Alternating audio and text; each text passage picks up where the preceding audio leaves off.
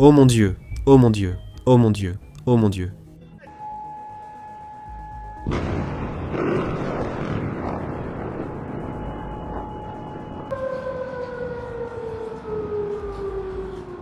L'ensemble du commandement politique et militaire de l'Iran a été assassiné en une seule matinée. Selon toute logique normale, c'est à ce moment-là que l'Iran devrait abandonner. C'est ce que font les pays après une frappe de décapitation. Au lieu de cela, l'Iran a décidé de lancer des missiles sur Bahreïn, le Koweït, le Qatar, les Émirats arabes unis, l'Arabie saoudite, la Jordanie et Israël. Tous en même temps. 7 pays. Il ne s'agit pas uniquement de bases militaires américaines. Les drones suicides iraniens touchent aussi des zones civiles et des immeubles résidentiels dans le Golfe. Et si cela ne suffisait pas, les forces de sécurité iraniennes sont déployées à Téhéran pour tirer sur les citoyens iraniens qui ont envahi les rues pour célébrer la mort de leur guide suprême. Donc, la vraie question, celle à laquelle tout le monde essaie de répondre en ce moment, c'est « Mais qu'est-ce que l'Iran a en tête, au juste ?» Eh bien, Internet est en quelque sorte partagé entre deux théories. Toute la structure de commandement iranienne a été décapitée. Plus aucun responsable ne dirige réellement les gardiens de la révolution. Et ce que vous voyez, c'est une machine militaire sans tête qui tire tout ce qu'elle a dans une riposte aveugle et paniquée. Un régime blessé qui se déchaîne avant son effondrement final. La deuxième théorie est celle qui devrait vraiment vous inquiéter. Que tout ce que l'Iran fait en ce moment, les frappes simultanées dans 7 pays, les cibles civiles, la fermeture du détroit d'Ormuz, tout cela se déroule exactement comme prévu, même avec son guide suprême mort. Parce que l'Iran n'a pas construit sa stratégie régionale autour d'un seul homme, il l'a construite autour d'une institution. Et cette institution s'est préparée précisément à ce scénario. Et quelque part au sein de cette institution, quelqu'un réfléchit déjà à la suite, pas seulement pour l'Iran, mais pour tout le Golfe. Gardez à l'esprit que le Golfe est la région la plus disputée de la planète depuis environ 50 ans. Mais avant d'entrer dans le vif du sujet, vous devez savoir pourquoi le CGRI a laissé Oman intact, alors qu'Oman est géographiquement plus proche de l'Iran que plusieurs pays qui, eux, ont été frappés. Oman a longtemps servi de canal discret entre Téhéran et Washington, étant le seul pays en qui les deux parties avaient assez confiance pour transmettre des messages lorsqu'elles refusaient de se parler directement. Oman a facilité les pourparlers vers l'accord nucléaire de 2015 servi de médiateur pour des échanges de prisonniers et accueilli des négociations indirectes pendant la guerre de 12 jours sans être visé. Le 27 février, la veille des frappes, le ministre des Affaires étrangères d'Oman a quitté les négociations et annoncé une percée, affirmant que l'Iran avait accepté de ne jamais stocker d'uranium enrichi. Il a accepté une vérification complète par l'Agence internationale de l'énergie atomique et de réduire irréversiblement son stock d'uranium au niveau le plus bas possible. Téhéran avait refusé ces concessions pendant des années, malgré de nombreux cycles diplomatiques. Dès le lendemain matin, 200 chasseurs israéliens survolaient l'Iran et frappaient 500 cibles. L'Iran s'était présenté pour négocier, avait fait de véritables concessions, et s'est quand même fait bombarder. Du point de vue de Téhéran, ce signal de Washington et de Tel Aviv ne pouvait pas être plus clair. Il n'y a pas d'accord, il n'y en aurait jamais eu. Et une fois que vous acceptez cela, il n'y a plus aucune raison de se retenir. Maintenant, regardez ce que l'Iran a réellement choisi de frapper. L'Iran a frappé le QG de la 5e flotte américaine à Bahreïn avec ses missiles. C'est le centre de commandement des opérations navales américaines dans le Golfe Persique et l'océan Indien. Il a aussi frappé les bases aériennes d'Al Udeid au Qatar, d'Al-Dafra aux Émirats arabes unis et Ali Al-Salim au Koweït. En même temps, ils ont utilisé des drones Shahed bon marché pour attaquer au hasard des zones civiles et des immeubles résidentiels de la région. Si vous deviez choisir une seule ville au Moyen-Orient qui représente la promesse de la région au monde, un endroit où les affaires mondiales se traitent et où les gens fortunés construisent leur vie, ce serait Dubaï. La Burj Khalifa, la Palme Jumeirah, des hôtels de luxe qui facturent des milliers de dollars la nuit, l'aéroport qui accueille plus de passagers internationaux que n'importe quel autre sur Terre, des banquiers londoniens et des cadres de la finance américaine qui s'y sont installés pour les taux d'imposition et le soleil. C'est l'image que Dubaï a passé un demi-siècle à construire et à vendre. L'Iran a attaqué ici, bien que Dubaï n'ait pas de base militaire américaine officielle ni de cible. Dans l'après-midi du 28 février, un drone Shahed iranien s'est écrasé directement sur le Fairmont, l'hôtel de Palme, et l'a incendié. La Burj Khalifa a été évacuée, alors que les défenses aériennes tentaient d'intercepter des vagues de drones. L'aéroport international de Dubaï a été fermé. L'aéroport international Al Maktoum, qui visait à être le plus grand du monde, a suspendu tous ses vols pour une durée indéterminée. Pendant ce temps, À Bahreïn, un drone Shahed a frappé les étages supérieurs d'une tour résidentielle, à environ 1,5 km de la base navale américaine. À Abu Dhabi, un Pakistanais a été tué par des éclats d'obus de missiles interceptés, les débris tombant sur Saadiyat, Khalifa City et Mohammed Ben Zayed City. C'est le cauchemar ultime de Dubaï, car son essence même reposait sur le fait d'être une oasis sûre dans une région troublée. L'Arabie Saoudite a littéralement publié une déclaration publique au préalable, confirmant qu'elle avait donné à l'Iran l'assurance directe qu'elle n'autoriserait pas l'utilisation de son territoire contre Téhéran, et l'Iran a frappé Riyad quand même. Le message à chaque monarchie du Golfe voyant la fumée au-dessus de Palm Jumeirah est clair. La garantie de sécurité américaine fait de votre capitale une cible. Pour garder vos gratte-ciel debout et vos aéroports ouverts, faites pression sur Washington pour qu'il se retire. Pour comprendre pourquoi l'Iran pense que cette stratégie de pression peut réellement fonctionner, il faut d'abord en savoir plus sur l'aspect économique du Golfe. Selon les données de l'EIA, l'Arabie Saoudite est le plus grand exportateur de pétrole brut transitant par le détroit d'Ormuz, avec environ 5,5 millions de barils par jour, soit environ 38% de tout ce qui passe par cette voie navigable. L'Arabie Saoudite est le producteur pivot de l'OPEP, ajustant sa production pour stabiliser les prix du pétrole. Si Riyad augmente le pompage, les prix baissent. Si elle réduit, ils montent. Le marché mondial de l'énergie tout entier se plie à cette seule décision. Et selon Colby Conley chez Energy Intelligence, environ 70% de la capacité de production de réserve de l'OPEP+, la capacité de réserve sur laquelle le monde compte en cas de crise, se trouve dans les États du Golfe. En cas de problème nécessitant d'ajouter de l'offre sur le marché, cela doit venir d'ici. Une architecture financière est aussi bâtie autour de cela. Après l'embargo pétrolier arabe de 1973 que nous aborderons bientôt, les États-Unis et l'Arabie Saoudite ont convenu que l'Arabie Saoudite fixerait le prix de son pétrole en dollars américains. Les excédents pétroliers étaient réinvestis dans les bons du Trésor américain, tandis que Washington assurait la sécurité de l'Arabie Saoudite en échange. Une version classifiée de cet accord est restée secrète jusqu'en 2016, lorsque Bloomberg a déposé une demande d'accès à l'information auprès des archives nationales. Cet accord a encouragé l'usage du dollar dans le commerce pétrolier et généré une demande stable pour la dette américaine. Aujourd'hui, près de 80% des transactions pétrolières mondiales se font toujours en dollars américains. Ensuite vient le Qatar. Le Qatar fournit presque tout le gaz naturel liquéfié passant par le détroit d'Ormuz, représentant environ 1/5 du commerce mondial de GNL. Depuis l'exclusion de la Russie des marchés européens, en 2022, le Qatar est devenu le fournisseur d'énergie de dernier recours pour une grande partie de l'Europe. L'Allemagne, la France et l'Italie dépendent de plus en plus du GNL qatari transitant par ce détroit. Les Émirats arabes unis, Dubaï et Abu Dhabi forment ensemble le centre financier régional. Chaque année, plus de 500 milliards de dollars de commerce passent par les ports des Émirats arabes unis, qui comptent aussi plus de sièges de multinationales que toute ville hors New York et Londres. Dubaï a passé des décennies à se vendre comme le terrain neutre où l'Orient et l'Occident peuvent faire des affaires sans que personne ne soit arrêté. Cette neutralité vaut des milliards de dollars par an. C'est pourquoi les entreprises choisissent d'installer leur siège régional là-bas, plutôt qu'à Riyad ou au Caire. Si l'instabilité régionale brise cette promesse, ces entreprises pourraient reconsidérer l'emplacement de leur siège. L'Iran en a conscience et tente donc de faire pression sur Washington en sapant ce récit économique régional. D'ailleurs, une tactique similaire a déjà fonctionné par le passé. Le 19 octobre 1973, l'Égypte et la Syrie avaient lancé une attaque surprise contre Israël 12 jours plus tôt, la guerre du Kippour.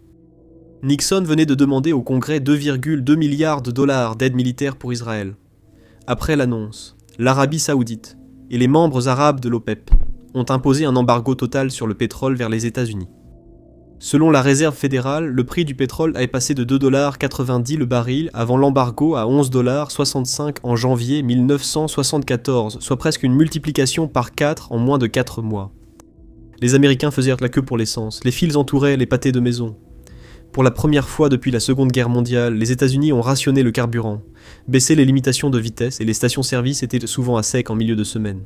Le terme « pénurie » s'est imposé dans le quotidien des Américains de façon inédite, avec des conséquences surtout géopolitiques. Face à la pénurie d'approvisionnement, les alliés des États-Unis en Europe et au Japon se distancièrent publiquement de la politique américaine au Moyen-Orient pour ne pas être pris pour cible.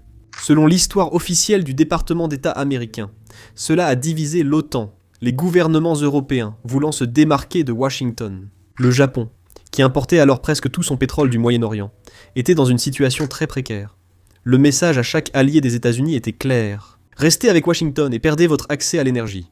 Les gouvernements européens et le Japon ont commencé à s'éloigner publiquement, ce qui a politiquement humilié Washington.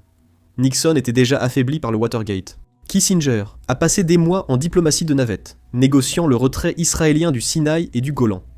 Le 18 janvier 1974, Israël a signé un accord de retrait. En mars, les ministères arabes du pétrole ont levé l'embargo, utilisant ainsi le pétrole pour infléchir la politique américaine sur un conflit militaire, avec succès. Bien sûr, l'Iran est loin d'atteindre un tel résultat. Il n'a pas le monde arabe uni derrière lui, et les États-Unis sont bien moins dépendants du pétrole du Golfe qu'il y a 50 ans, mais l'Iran n'en a pas besoin. Il lui suffit de rendre la guerre assez coûteuse pour tous les alliés de l'Amérique, afin que des appels affluent vers Washington depuis Tokyo, Séoul, New Delhi et Bruxelles. Tous exigent une désescalade parce que leurs économies saignent. C'est la stratégie que l'Iran adopte en ce moment. Pour comprendre pourquoi les États-Unis ne peuvent ignorer cette pression, il faut voir jusqu'où Washington est allé, pour assurer la circulation du pétrole dans le Golfe. En 1984, la guerre Iran-Irak durait déjà depuis près de 4 ans. Les deux camps attaquaient des pétroliers dans le Golfe Persique, ce qu'on a appelé la guerre des pétroliers. L'Iran ciblait surtout les navires liés aux alliés de l'Irak, dont le Koweït. La menace d'un blocage des exportations de pétrole du Golfe par l'Iran était si réelle que le Koweït a sollicité la protection de l'Union soviétique et des États-Unis. Le 24 juillet 1987, la marine américaine a lancé l'opération Ernest Will, hissant des drapeaux américains sur 11 pétroliers koweïtiens et les escortant à travers le Golfe Persique avec ses navires de guerre. À son apogée, plus de 30 navires de guerre américains étaient présents, constituant selon War on the Rocks la plus grande opération de convoi naval depuis la Seconde Guerre mondiale. Lors de la première mission, le superpétrolier Bridgeton a touché une mine iranienne et a pris l'eau. Malgré l'envoi de plus de navires par Washington, l'Iran a poursuivi ses attaques. Les États-Unis ont alors détruit des plateformes pétrolières et coulé des navires de guerre iraniens lors de l'opération Praying Mantis. L'Iran a ensuite accepté un cessez-le-feu avec l'Irak. Puis, 3 ans plus tard, en 1990, Saddam Hussein a envahi le Koweït et menacé l'ensemble de la structure de production du Golfe.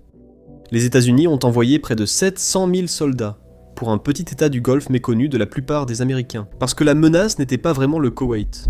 La menace visait en réalité le Golfe lui-même, le pétrole, l'architecture. Les États-Unis ont maintes fois prouvé, à un coût élevé, que les flux pétroliers du Golfe étaient pour eux non négociables. L'Iran connaît très bien cette histoire, et il sait que provoquer une confrontation dans le Golfe est le seul levier qui rend la réponse de Washington plus coûteuse que la guerre qu'il essaie de mener. Quelques heures après les frappes contre l'Iran, le CGRI a diffusé des avertissements sur le canal VHF, 16 la fréquence de détresse maritime, interdisant le passage des navires par le détroit d'Ormuz. Plusieurs compagnies pétrolières et sociétés de négoce ont suspendu leurs expéditions. Hapag-Lloyd, l'un des principaux transporteurs de conteneurs, a arrêté tous les transits de navires par le détroit jusqu'à nouvel ordre. CMA-CGM a ordonné à tous les navires vers le Golfe Persique de se mettre immédiatement à l'abri. Le 1er mars au matin, ce n'était plus seulement un avertissement. Un pétrolier sous pavillon des Palaos, le Skylight, a été touché à environ 5 milles nautiques au large de la péninsule de Musandam à Oman, à l'entrée du détroit. Les 20 membres d'équipage ont été évacués, dont 4 blessés. Plus tard, l'agence iranienne Meher a indiqué que le pétrolier coulait après des dégâts. L'attaque d'un seul pétrolier ne gagnera pas une guerre, mais elle n'en a pas besoin. Il suffit de convaincre chaque capitaine de pétrolier et responsable des risques que cette route est désormais trop dangereuse, ce qui est justement le cas. Les analystes de Barclays estiment que le Brent pourrait atteindre des dollars par baril, illustrant prix, impact et perspective. Goldman Sachs et JP Morgan ont modélisé un blocus total à 120 à 130 dollars, le baril soit une hausse d'environ 70%, par rapport à la clôture de vendredi autour de 73 dollars. Et Robert McNally, un consultant en énergie, a déclaré à CNBC qu'une fermeture prolongée du détroit d'Ormuz garantirait une récession mondiale. Vous pourriez vous demander pourquoi l'Iran ne l'a jamais fait avant. Pourquoi 40 ans de menaces et soudainement maintenant ? La réponse est que fermer le détroit a toujours été la dernière carte. C'est l'option nucléaire de la guerre économique, utilisée seulement quand la riposte militaire massive des États-Unis a débuté, et qu'il n'y a plus d'issue diplomatique. Mais comme je l'ai dit plus tôt, les États-Unis eux-mêmes ressentiraient à peine l'impact de la fermeture du détroit. Selon les données de l'EIA, les États-Unis ont importé environ un demi-million de barils par jour en provenance des pays du Golfe Persique en 2024, ce qui représente environ 2% de la consommation totale de pétrole des États-Unis. Washington peut survivre à une perturbation, mais c'est différent pour les alliés de l'Amérique. En 2024, 84% du pétrole brut transitant par le détroit était destiné au marché asiatique. La Chine L'Inde, le Japon et la Corée du Sud représentaient à eux seuls 69% de tout le pétrole brut transitant par le détroit d'Ormuz. Le Japon, qui ne possède pratiquement aucune production pétrolière nationale, dépend du détroit pour environ 80% de ses importations de brut. La Corée du Sud, 68%. L'Inde, 53%. Ces pays n'ont pas choisi cette guerre. Le Japon et la Corée du Sud n'ont aucun intérêt à s'impliquer dans le conflit entre les États-Unis et l'Iran. Et pourtant, ce sont eux qui font face à la perspective de voir leur approvisionnement en énergie coupé. Le Japon estime avoir 180 à 200 jours de réserve stratégique avant que l'approvisionnement ne devienne critique. La Corée du Sud connaît une situation comparable. Une fois que ces réserves commencent à s'épuiser, chaque pays se précipite simultanément pour trouver des sources d'approvisionnement alternatives, ce qui fait grimper les prix à l'échelle mondiale. Et l'Europe, ainsi que tous les autres pays importateurs de pétrole, en ressentent immédiatement les effets. Et finalement, une chaîne d'appels téléphoniques venant de Pékin, Tokyo, Séoul et New Delhi arrive jusqu'à Washington. En 1973, les producteurs de pétrole arabes n'ont pas attaqué directement les États-Unis pour les empêcher d'armer Israël. Ils ont rendu la guerre trop coûteuse pour les alliés de l'Amérique, jusqu'à ce que la pression soit politiquement insupportable. C'est la stratégie que l'Iran tente de reproduire aujourd'hui. À l'approche du 28 février, les services de renseignement israéliens évaluaient à environ 2000 le stock de missiles balistiques iraniens. Ce chiffre est en fait remarquable, car après la guerre de 12 jours de l'année dernière, l'Iran avait été réduit à entre 1000 et 1500 missiles avec seulement une centaine de lanceurs mobiles opérationnels, contre 480 lanceurs avant ce conflit. Mais l'Iran a passé la seconde moitié de 2025 à reconstruire à un rythme effréné. Des entreprises chinoises ont expédié 2000 tonnes de perchlorate de sodium vers l'Iran, utilisant des sociétés écrans et des navires de commerce pour contourner les sanctions. Des villes souterraines de missiles, enfouies suffisamment profondément pour survivre aux frappes aériennes, ont permis de maintenir la production quoi qu'il arrive. L'Iran est arrivé au 28 février, avec un arsenal reconstruit et réapprovisionné. Ces missiles sont désormais sous menace imminente. L'objectif de l'opération Fureur épique est de les trouver et de les détruire avant leur lancement. L'Iran, lui, tente d'utiliser son arsenal tant qu'il le peut. Les missiles iraniens n'ont pas besoin de causer de gros dégâts. Après la guerre de l'an dernier, l'Occident et ses alliés manquent cruellement d'intercepteurs.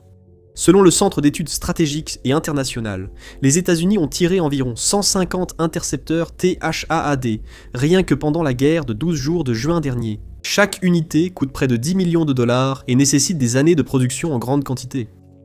La doctrine militaire impose de tirer 2 ou 3 intercepteurs par missile pour maximiser les chances de le détruire. Donc, si l'Iran lance 100 missiles en une seule vague, il vous faut 200 à 300 intercepteurs pour les arrêter. Faites cela 3 ou 4 fois, et les calculs deviennent très préoccupants pour ceux qui défendent Dubaï, Riyad et Tel Aviv. Et c'est exactement là que le drone Shahed entre en jeu. Ces engins coûtent environ 50 000 $ chacun, ce qui peut sembler beaucoup, jusqu'à ce que vous réalisiez que le tir d'interception pour en arrêter un coûte des millions.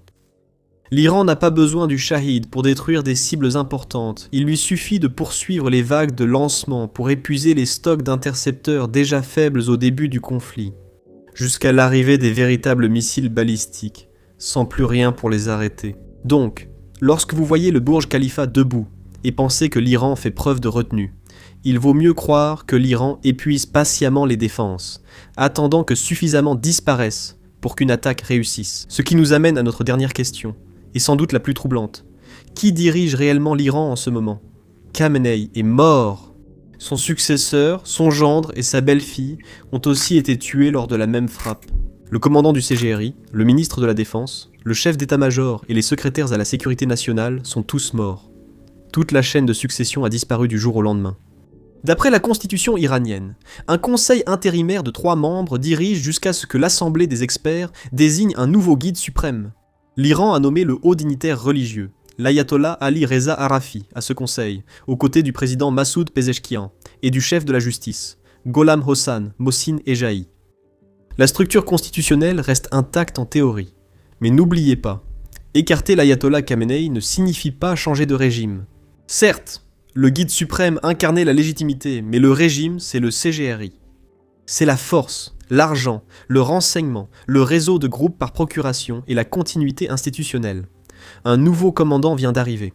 Les médias d'État iraniens ont confirmé la nomination d'Ahmad Wahidi comme nouveau chef du corps des gardiens de la révolution islamique, remplaçant Mohammad Pakpour, tué lors des frappes. Si vous voulez comprendre ce que l'armée iranienne s'apprête à faire, il est extrêmement important de savoir qui est Wahidi. Il a intégré le CGRI en 1979 lors de la Révolution islamique.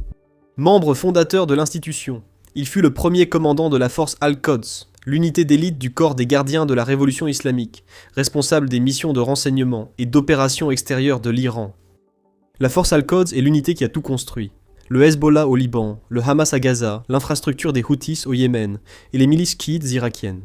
Vahidi n'a pas seulement dirigé cette unité, il a aussi conçu toute la stratégie régionale de l'Iran. Son successeur dans ce rôle fut Qassem Soleimani, que les États-Unis ont tué lors d'une frappe de drone à Bagdad en janvier 2020. Soleimani était le protégé de Vahidi. Ahmad Moughnia, le principal commandant militaire du Hezbollah, qui a été assassiné à Damas en 2008. Depuis 2007, Interpol a émis une notice rouge pour arrêter Vahidi, liée à l'attentat à la bombe de Lamia en 1994 à Buenos Aires, qui a détruit un centre communautaire juif, tué 85 personnes et blessé plus de 300 d'autres. Les procureurs argentins ont déterminé que l'attentat avait été ordonné au plus haut niveau du gouvernement iranien. La nomination de Vahidi comme ministre de la Défense en 2009 a alors suscité une forte réaction internationale. En 2011, après que la Bolivie l'a invité à une cérémonie, l'Argentine a protesté si vivement que le ministre de l'Intérieur bolivien l'a expulsé en quelques heures et a présenté des excuses officielles à Buenos Aires. Il est également sous sanctions américaines et européennes. Vahidi est aussi considéré comme l'une des figures les plus farouchement loyales à Khamenei au sein des gardiens de la révolution. Lorsque le conflit public entre le président Ahmadinejad et Khamenei a éclaté en une lutte de pouvoir public et houleuse, Vahidi a effectivement servi de taupe du guide suprême au sein du cabinet, envoyant régulièrement des rapports à Khamenei détaillant le chaos qui paralysait le gouvernement. Après l'assassinat de Soleimani en 2020, Vahidi a publiquement exigé des représailles qui feraient que l'air se bloque dans la gorge des Américains. L'an dernier, interrogé à la télévision sur une frappe israélienne contre les sites nucléaires iraniens, il a déclaré « S'ils agissent, ils seront sévèrement attaqués et détruits ». Cet homme dirige désormais l'institution militaire la plus puissante d'Iran, et il a aujourd'hui toutes les raisons du monde de venger le dirigeant qu'il a servi toute sa vie d'adulte. Plus inquiétant encore, aucune désescalade n'est envisagée. L'administration Trump a annoncé la poursuite ininterrompue des bombardements toute la semaine. Le CGRI a annoncé qu'il n'y avait aucune ligne rouge et prépare ce qu'il a décrit comme l'opération offensive la plus massive et la plus puissante de l'histoire de la République islamique. Un pétrolier est en train de couler dans le détroit d'Ormuz. Les principales compagnies maritimes ont suspendu les transits. Les marchés pétroliers sont fermés pour le week-end, mais ils le seront lundi. Oman, seul pays avec un canal de communication actif avec les deux parties, a demandé une réunion d'urgence du Conseil de sécurité de l'ONU et ne peut que voir le progrès diplomatique construit durant des mois disparaître en 24 heures.